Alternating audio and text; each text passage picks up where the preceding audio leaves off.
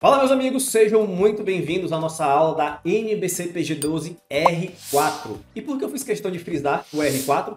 Porque até 2023, quem estava vigente era a norma NBC PG12 R3. A partir de 1º de janeiro de 2024, essa norma R3 ela foi extinta, ela não vale mais. Quem passa a valer agora é a R4, a quarta revisão dessa norma. Então preste muita atenção, porque essa norma cai no exame de suficiência, é uma norma tranquila, mas que você precisa ficar atento a alguns detalhes que eu vou falar aqui. E se você não assistir essa aula até o final, muito provavelmente você vai estudar por material desatualizado e vai perder ali 1 ou 2 pontos que são de graça. Poxa, deixa para errar a questão de custos, de auditoria, não erra a questão de ética, que é muito fácil. Ética é muito tranquilo. Posso dizer, entre aspas, a obrigação de você gabaritar a ética, porque é a matéria mais fácil para você conseguir os pontos ali. Então, sem mais conversa, vamos lá para a nossa aula da NBCPG12 R4.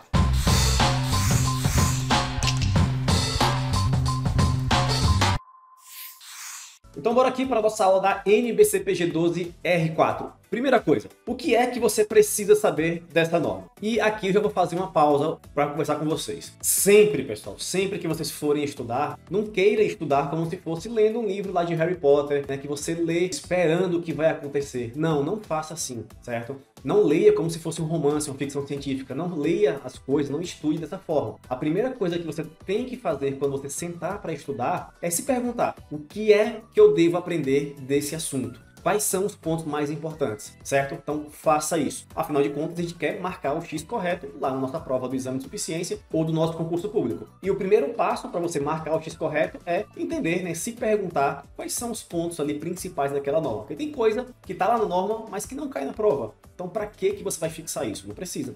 Então vamos focar apenas nos pontos principais. E os pontos principais da NBCPG12 é: o que é o PEPC e suas diretrizes básicas, quem é obrigado ao PEPC, quantos pontos devo cumprir por ano e a penalidade pelo não cumprimento. Claro, se tem uma regra, você não cumpre, você vai ser punido. Então vamos lá, primeira coisa, o que é o PEPC? Cara, o PEPC é a sigla para o nome Programa de Educação Profissional Continuada. PEPC é a sigla para o nome Programa de Educação Profissional Continuada. O que é isso? Basicamente é o Conselho Federal de Contabilidade dizendo para os contadores: contadores, eu preciso, eu quero, eu desejo que vocês se mantenham atualizados. E a forma de vocês se manter atualizados e eu poder cobrar isso é através do PEPC, do Programa de Educação Continuada, onde assim o CFC ele vai garantir que alguns contadores, né, você vai ver que não são todos, que precisam seguir o PEPC, estão ali atualizados com as normas, com as coisas mais recentes, beleza? Essa é a primeira coisa para você ter em mente com relação ao PEPC. Um ponto importante do PEPC são as suas diretrizes básicas. Bom, diretrizes básicas são basicamente as normas, os princípios daquela norma. O que ela busca? Qual é o objetivo dela? É isso que é a diretriz básica aqui do PEPC. E nós temos aqui quantas? 6, 7, 8, 9 diretrizes básicas. Incentivar o desenvolvimento profissional contínuo dos profissionais de contabilidade, que é o desenvolvimento profissional contínuo. Registrar e monitorar as atividades dos profissionais, que todo ano você tem que prestar contas. Reconhecer atividades de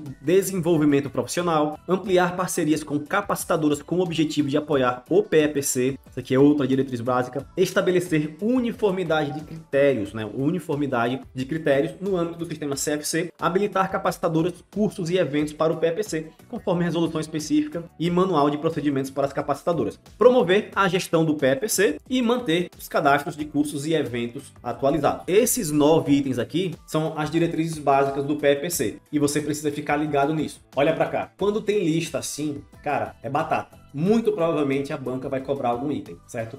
Listas, né? Tenha em mente isso. Quando tem lista A, B, C, D, E, a chance da banca ir naquela lista ali, copiar e colar é muito grande. Então preste atenção, certo? Vai lá na norma, lê esse trecho, tenta decorar esse ponto, porque, cara, lista, pela minha experiência em provas, é o que a banca vai cobrar.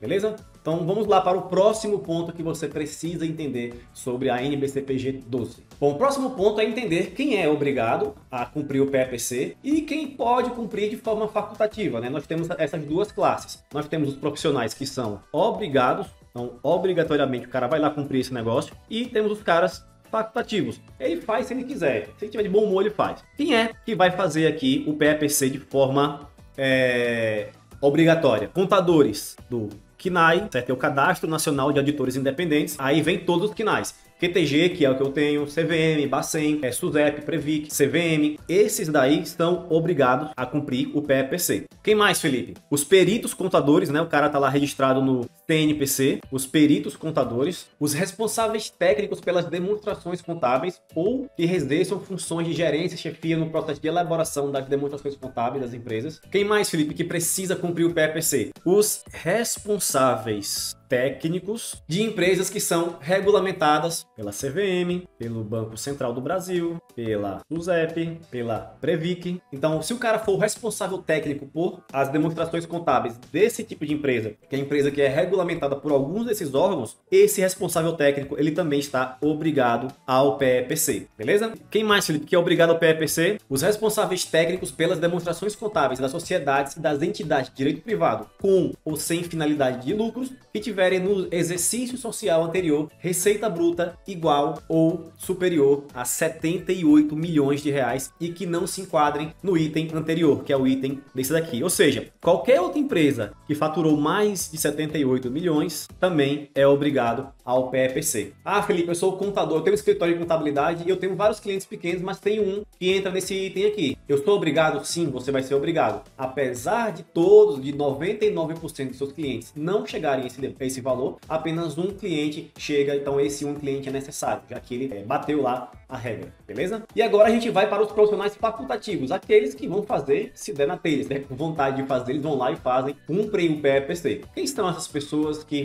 podem cumprir de forma facultativa o PEPC? Vamos lá. Quem deve cumprir ou quem pode cumprir de forma facultativa, de forma voluntária? Os responsáveis técnicos pelas demonstrações contábeis de órgãos da administração pública, bem como suas autarquias, agências reguladoras, fundações e etc. Ou seja, contador de órgão público. Pessoal, perdoa a letra aí, mas eu estou me adaptando a esse tablet aqui ainda. Vamos melhorar com a prática, tudo é prática. Quem mais que é profissional facultativo de acordo com a norma? Professores e coordenadores de cursos de ciências contábeis e áreas correlatas. Então vamos lá, prof e coordenador de curso de ciências contábeis. Vamos lá, quem mais, Felipe, que precisa cumprir o PEPC? São os contadores que compõem o quadro técnico de firma de auditoria e que exercem função de especialista. Bom, a norma ela trata sobre essa parte de especialista. Ah, vai ser especialista em contabilidade? Não, calma. Vamos lá, vamos ler o que a norma traz sobre isso.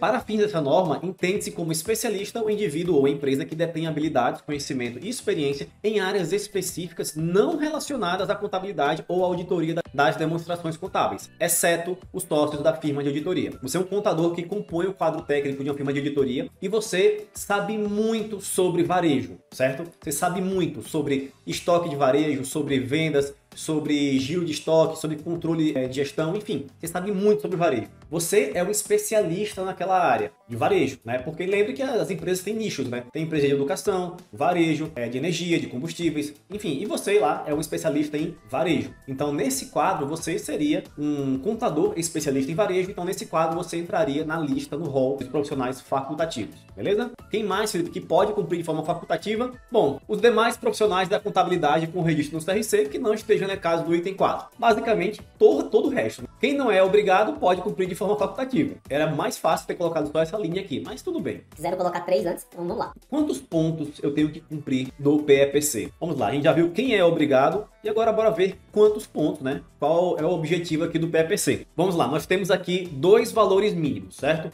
O primeiro valor mínimo é o valor total, ou seja, durante o ano, esse ano 2024, eu, Felipe, que sou auditor do CNAE, eu tenho que cumprir no mínimo 40 horas de educação profissional continuada, certo? De PEPC, beleza? Só que tem um detalhe, pelo menos 12 horas, certo? 12 horas devem ser cumpridas através de aquisição de conhecimento. O que é isso aqui, Felipe? Existem várias formas de você pontuar, você conseguir os pontos do PEPC. Você pode ser um professor que dá aula em um curso de contabilidade, você pode estar fazendo um mestrado, um doutorado, isso também conta, você pode escrever livros sobre contabilidade, né? Tudo isso conta. E tem a outra forma que é através de aquisição de conhecimento. E como é que é? Basicamente, você vai até um curso, como por exemplo, aqui do CFC Academy, nós somos entidades capacitadoras, a pessoa compra um curso meu e o meu curso vai somar horas para o PEPC. Então, é basicamente isso a aquisição de conhecimento, é você comprar um curso de alguém que some horas de PEPC. E a norma fala que pelo menos 12 horas das 40 devem ser cumpridas através de aquisição de conhecimento.